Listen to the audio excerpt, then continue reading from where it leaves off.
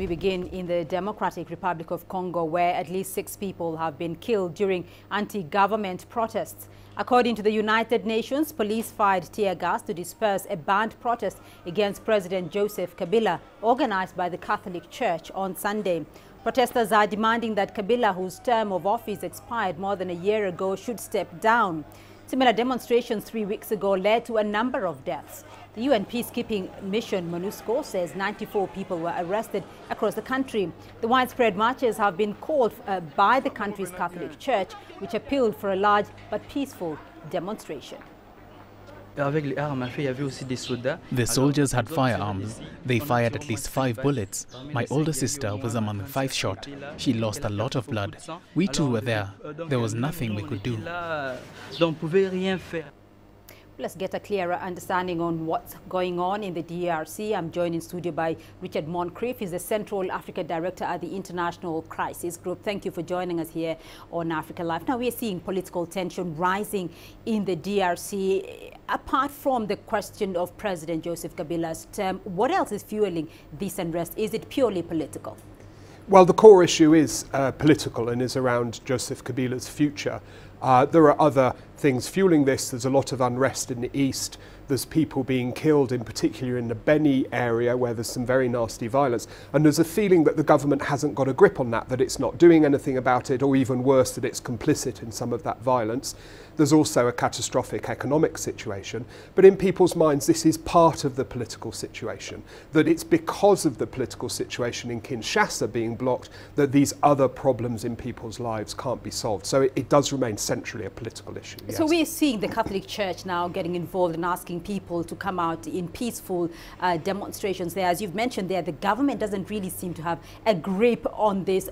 What should the government do, though, in addressing this situation? Because essentially it is a political situation that has exacerbated an already bad economic situation. Sure. Well, just at first thing, the church has been involved for quite a long time in mediating this crisis, and they're responsible for the agreement called the San Silvestre Agreement, which is what people are now calling to be applied.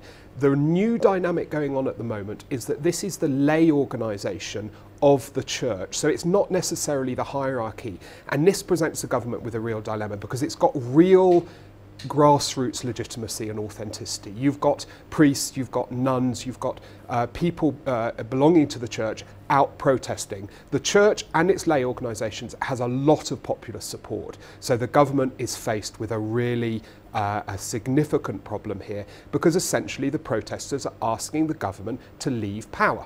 So they don't want to do that. So we still have the same blockages, but this dynamic of the lay organisation of the church, with all its legitimacy, getting involved the way it has done, is potentially a new dynamic and a very interesting one. So that was another dimension, though, because the people are essentially asking the government to leave power. The government doesn't want to do that, though. But this whole thing about prolonging the holding of elections, though, is that because there's a lack of political will, or there's a lack of financing, or, you know, there's generally no institutional infrastructure to conduct a poll?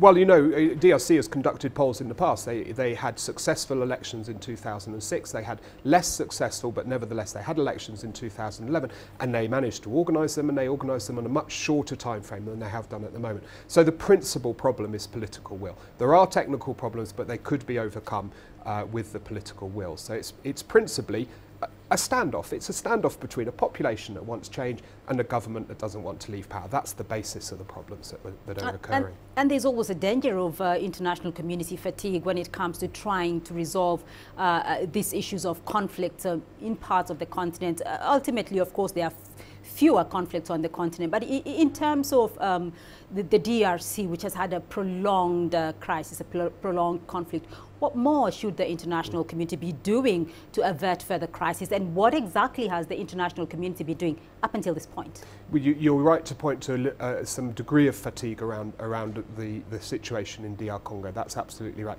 The international community, or international actors in general, are faced with this new upsurge of protest with their old dilemmas. If they do more, there's the risk that their own differences will be exposed. But if they sit by in the sidelines, there's a risk that the situation in the country will just get worse. What they need to do first and foremost is to be more coordinated. That means Western actors such as the United States and European Union need to talk to the African actors and make sure that the distance between their positions isn't too great. They then need to do everything in their power to edge the country forward to elections. It's not going to happen next week, but progress needs to be made, incremental progress towards elections to make them inevitable and to make change inevitable, which is what people want in the country. All right, Richard Moncrief, thank you very much for your insights on the developing situation there in the DRC.